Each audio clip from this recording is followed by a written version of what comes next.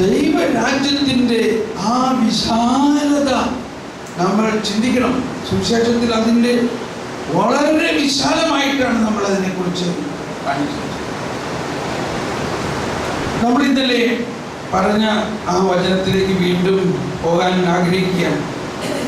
കൊരിന്ത്യർക്കാർക്ക് ലേഖനത്തിൽ 2-ാം അധ്യായത്തിൽ 5-ാമത്തെ വചനം.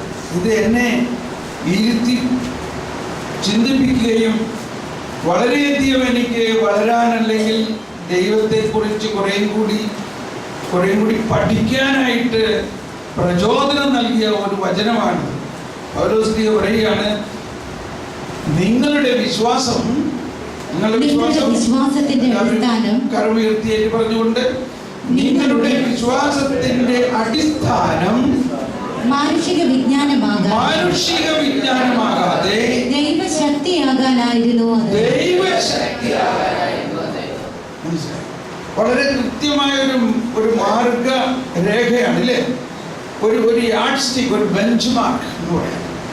നമ്മുടെ വിശ്വാസം വളരുമ്പോൾ നമ്മളുടെ ആ വളർച്ചയ്ക്ക് ചില പ്രത്യേക മാർഗത്തിലൂടെ നീങ്ങണം. അത് എങ്ങനെ നീങ്ങണം?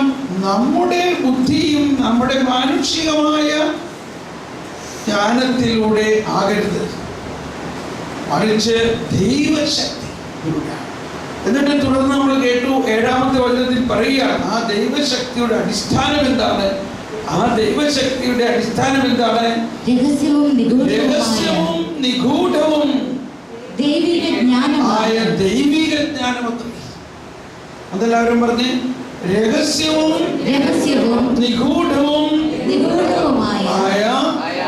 ദൈവിക ജ്ഞാനം അത്രേ. അപ്പോ ഈ ദൈവിക ജ്ഞാനം നമ്മൾക്ക് നൽകപ്പെട്ടിരിക്കുന്നത് നമ്മുടെ ബുദ്ധിയെ പ്രകാശിപ്പിക്കണം. ആ പോയിന്റിലാണ് ജ്ഞാനസ്നാനത്തിലൂടെ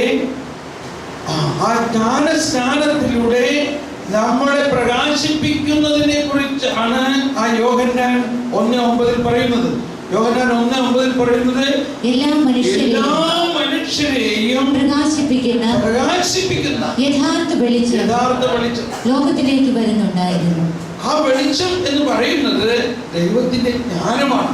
ഇവിടെ കാണുന്ന ഈ ട്യൂബ് ലൈറ്റ് അല്ല, അത് ഈ ട്യൂബ് ലൈറ്റിന്റെയോ അല്ലെങ്കിൽ സൂര്യന്റെയോ പ്രകാശമല്ല, മറിച്ച് ദൈവത്തിന്റെ ജ്ഞാനമാണ്.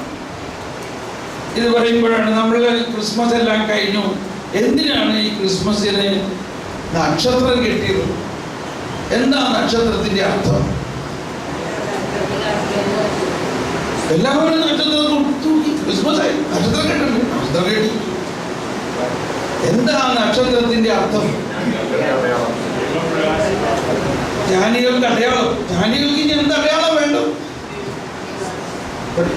എന്താ നക്ഷത്രത്തിന്റെ അർത്ഥം?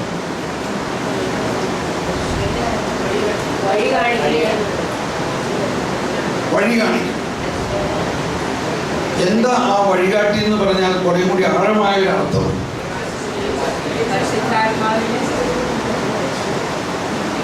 എന്താണ് അതിന്റെ അർത്ഥം?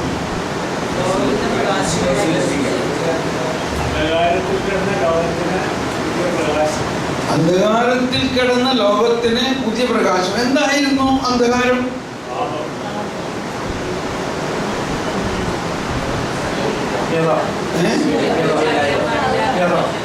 അജ്ഞത. അല്ലോ, അജ്ഞത, ദൈവത്തെ കുറിച്ചുള്ള അജ്ഞത, അറിവില്ലായ്മ.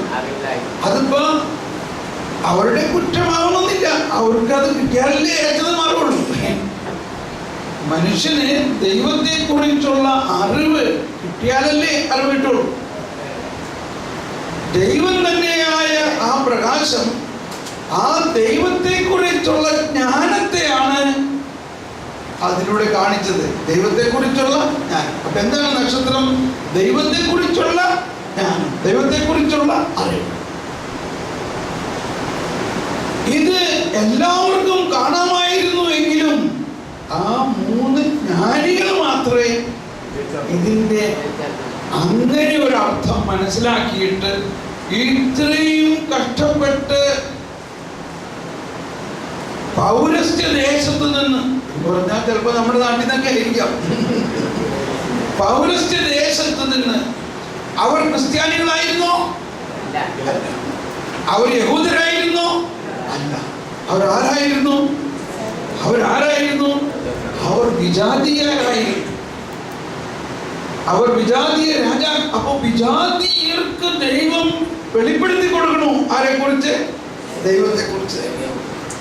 ദൈവത്തെ കുറിച്ചുള്ള ജ്ഞാനത്തെ അയച്ചുകൊണ്ട് അവരെ ദൈവത്തിന്റെ ജ്ഞാനത്തിന്റെ ഉറവിടത്തിലേക്ക് കൊണ്ടുവന്ന് മുട്ടിച്ചു. അവരുടെ ബുദ്ധിക്ക് ഒരുപക്ഷെ തോന്നിയിട്ടുണ്ടാകും, തീർച്ചയായിട്ടും രാജാവ് പറക്കണത് എവിടെയാ? രാജകൊട്ടാരത്തിലാണ്. പക്ഷെ രാജകൊട്ടാരത്തിൽ വന്ന് നോക്കിയപ്പോ രാജാവിനാകെ പ്രയാസമായി. എന്താ ഇവിടെ വേറൊരു രാജാവ് പറക്കണമോ? പക്ഷേ അവിടെ കൃത്യമായി മനസ്സിലായി, കുറച്ചുകൂടി എഴുതപ്പെട്ടിരിക്കുന്നു, ബത്ലഹേമിൽ തന്നെയാണ് ഈ പുതിയ രാജാവ് പറക്കാൻ പോകുന്നത്. അതാ രാജാവിന് മാത്രം മനസ്സിലായില്ലായിരുന്നു. അവിടെ രാജകൊട്ടാരത്തിലുണ്ടായിരുന്ന ഒരുപാട് പേർക്ക് അറിയാമായിരുന്നു, പക്ഷെ രാജാവിന് അറിയില്ല. അങ്ങനെ വീണ്ടും നക്ഷത്രം അവരെ നയിച്ചു. ഒരു കൊട്ടാരത്തിലേക്കല്ല നയിച്ചത്. നമ്മുടെ ബുദ്ധിക്കും റീസണിങ്, യുക്തിയും ചിന്തിക്കുന്നത്, എന്നാൽ ഇവിടെ വേറെ എവിടെയായിരിക്കും ഒരു പാലസ് ഉണ്ടാവും. ഇവിടെ ഹെരോദേസിന്റെ പാലസിൽ പോയിട്ട് അവിടെ അല്ലാന്ന് മനസ്സിലായി. ഇനി വേറെ ഏതെങ്കിലും ഒരു പാലസിൽ, ഒരു അരമനയിലാകോ?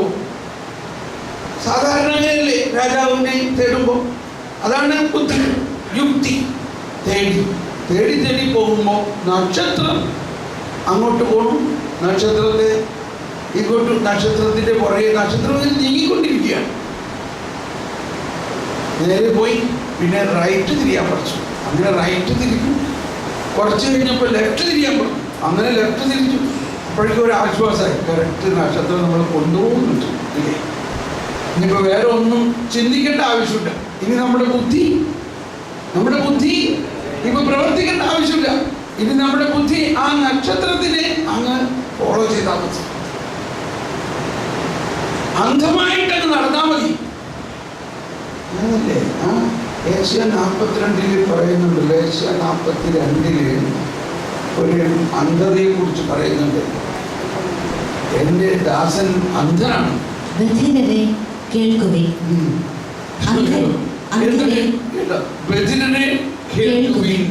അന്ധരെ നോക്കിക്കാണുവിൻ. എന്റെ ദാസനല്ലാതെ ആരുണ്ട് കുരുടനായി?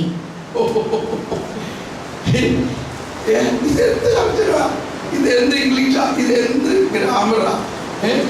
അന്ധരെ നോക്കിക്കാണുവിൻ. ഇപ്പൊ എല്ലാവരും ഒന്ന് പറഞ്ഞ്, അന്ധരെ നോക്കിക്കാണുവിൻ. എന്റെ ദാസനല്ലാതെ ആരുണ്ട് കുരുടനായിട്ട്? ഞാൻ അയക്കുന്ന ദൂതനെ പോലെ ബധിരൻ ആരുണ്ട്? ഇത് യേശുവിനെ കുറിച്ച് തന്നെ പറഞ്ഞിരിക്കുന്നത്. എന്താണ് യേശുവിന്റെ അന്ധത? അപ്പൊ ഈ ലൗകികമായ കാഴ്ചയ്ക്ക് അന്ധരാകണം, ലൗകികമായ കേൾവികൾ കേൾക്കാത്തവരാകണം. ഒരു ഭയങ്കര രസമല്ലേ? ഇതെല്ലാം കേൾക്കുമ്പോൾ ഇരുന്ന് ചിന്തിക്കൂലേ? പിന്നെ അങ്ങ് വായിക്കാൻ പറ്റുമോ? തുടർന്ന് ബധിരരെ കേൾക്കുവിൻ, അന്ധരെ നോക്കിക്കാണുവിൻ. ചിലപ്പോ ഈ രാജാക്കന്മാർക്ക് ആ സമയത്ത് ആ വചനമാണ് കിട്ടിയത്. അന്ധരെ, നിങ്ങൾ അരമനെ ഒന്നും ഇപ്പൊ നോക്കണ്ട, നിങ്ങൾ എന്നെ നോക്ക്. അപ്പൊ അവരുടെ പിന്നെ ചിന്ത, യുക്തി കംപ്ലീറ്റ് ഫ്രീസായി. അവരുടെ ബുദ്ധി, ജ്ഞാനികളാണെങ്കിലും കണ്ടോ, അതാണ് ഈശോ പറഞ്ഞത്. ജ്ഞാനികളിൽ നിന്നും ബുദ്ധിമാന്മാരിൽ നിന്നും എല്ലാം ഒളിച്ച് ശിശുക്കൾക്ക് വെളിപ്പെടുത്തും. അപ്പൊ ആ ജ്ഞാനികളുടെ ജ്ഞാനം അന്ധമാകണം, ജ്ഞാനികളുടെ കേൾവി ബധിരമാകട്ടെ. മറ്റു ഒരു കേൾവി, ഒരു ആത്മീയമായ കേൾവി ഒരാത്മീയമായ തുറക്കലിലേക്ക് പോന്നു. ഇതാ ആ നക്ഷത്രത്തിനെ അങ്ങ് നോക്കി നോക്കി നോക്കി അങ്ങ് പോയി. അങ്ങനെ കൊണ്ടുചെന്നപ്പോ ഒരു നല്ല വീട് പോലുമല്ല, ഒരു വെറും കാലിത്തൊഴുത്തിന്റെ മുമ്പിൽ പോയി അങ്ങനെ നിൽക്കണോ നക്ഷത്രം. അന്തരേ നോക്കി കാണുക.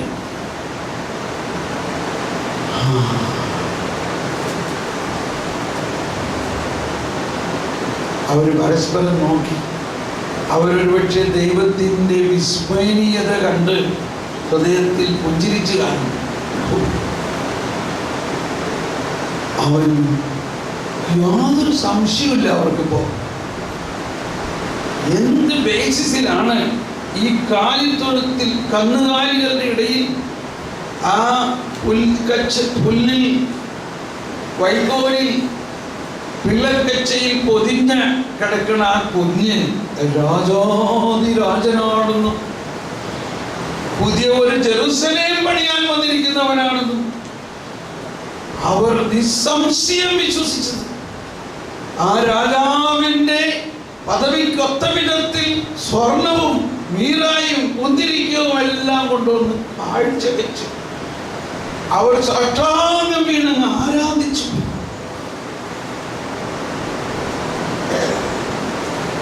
അന്ധകാരത്തിൽ കഴിഞ്ഞ ജനം പ്രകാശം കണ്ടത്. ഇപ്പൊ ഞാൻ പറയാൻ എന്നെ പ്രേരിപ്പിച്ചത് ജ്ഞാനികളെ തിരുത്തുന്നതും ദൈവത്തിന്റെ ജ്ഞാനം എന്ത് ചെയ്യും? ജ്ഞാനികളെ തിരുത്തുമെന്നും. ഈ ജ്ഞാനികൾ അത് കഴിഞ്ഞ് പുറത്തിറങ്ങിയപ്പോ നക്ഷത്രം കാണില്ല. കാരണം ഇനി നക്ഷത്രത്തിന്റെ ആവശ്യമുണ്ടോ? ഇല്ല. കാരണം നക്ഷത്രത്തിന്റെ ഉടയവനെ കണ്ടു കഴിഞ്ഞിരിക്കുന്നു. ആ ജ്ഞാനത്തിന്റെ ഏറ്റവും വലിയ ഉച്ചകോടി കണ്ടു കഴിഞ്ഞിരിക്കുന്നു. ഇനി ആ ജ്ഞാനമാണ് അവർ നയിക്കാൻ പോകുന്നത്. ഇത്രയും സമയം നക്ഷത്രം നയിച്ചുവെങ്കിൽ ഇനി ആരാ നയിക്കാൻ പോകുന്നത്? ആ ജ്ഞാനമാണ്. ആ ജ്ഞാനത്തിന്റെ നയിക്കലാണ് തുടർന്ന് നമ്മൾ കാണുന്നത്. എന്താ തുടർന്ന് കാണുന്നത്? അവർ ജ്ഞാനികളായ രാജാക്കന്മാർ തീരുമാനിച്ചു. കാരണം നമ്മൾ ഹെറോദേസിന് വാക്ക് കൊടുത്തിട്ടില്ലേ, ആ വാക്ക് പാലിക്കട്ടെ. രാജാക്കന്മാർ വാക്ക് പറഞ്ഞു. രാജാക്കന്മാർ തമ്മിലുള്ള ഒരു പ്രോമിസാണ്. രാജാവ് പറഞ്ഞിരിക്കുന്നു, നിങ്ങൾ പോയി ആരാധിച്ചിട്ട് തിരിച്ചു വന്ന് എന്നോടും പറയുക, ഞാനും പോയി ആരാധിക്കാം. എന്നാൽ അതിൻ്റെ ഉള്ളിൽ ഒരു കെണി ഉണ്ട് എന്നുള്ളത് അവരുടെ ജ്ഞാനത്തിനത് മനസ്സിലായില്ല. ജ്ഞാനികളാണ് എങ്കിലും അവർക്ക് മനസ്സിലായില്ല. ഇവിടെയാണ് ദൈവിക ജ്ഞാനം. ദൈവിക ജ്ഞാനം നക്ഷത്രമല്ലാതെ ജ്ഞാനം തന്നെ. യേശു തന്നെ ദൂതനെ അയച്ച് ദൈവസ്വരത്തിലൂടെ അവരോട് സംസാരിക്കുകയാണ്. നിങ്ങൾ വന്ന വഴിയെ പോകരുത്. നിങ്ങൾ ഇനി ഹെരോദേസിന്റെ അടുത്തേക്ക് പോകരുത്. അയ്യോ, അതെന്താ? ഞങ്ങൾ വാക്ക് പറഞ്ഞാൽ നിങ്ങൾ രാജാക്കന്മാരെ കൊടുത്തേക്കണ വാക്കല്ലേ? അപകടം, അപകടം. നിങ്ങൾ മറ്റൊരു വഴിയെ പോകും. അവരുടെ ജ്ഞാനം അത് സ്വീകരിച്ചു എന്നുള്ളതാണ് ജ്ഞാനം. ഈ 2014 ആരംഭത്തിൽ ഇതുപോലെ ചില തീരുമാനങ്ങൾ നമ്മൾ എടുക്കുക. ദൈവസ്വരം ഇന്നലെ നമ്മൾ പറഞ്ഞു കേട്ടോ.